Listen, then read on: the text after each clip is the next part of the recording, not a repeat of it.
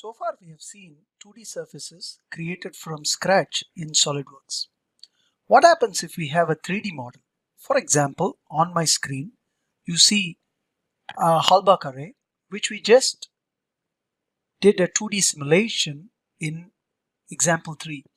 Now this is a 3D model of the same Halbach array. Now how does one deal with such 3D models to do 2D simulation? Let's first go to EMWorks 2D Manager and then we right click and then we select 2D simplification. Now we have to denote the type of 2D simulation that we wish to perform. In this case we would do a planar type of simulation.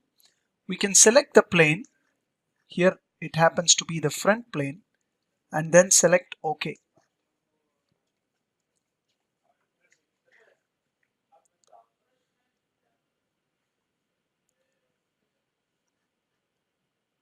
Once the 2D simplification succeeded, we close it.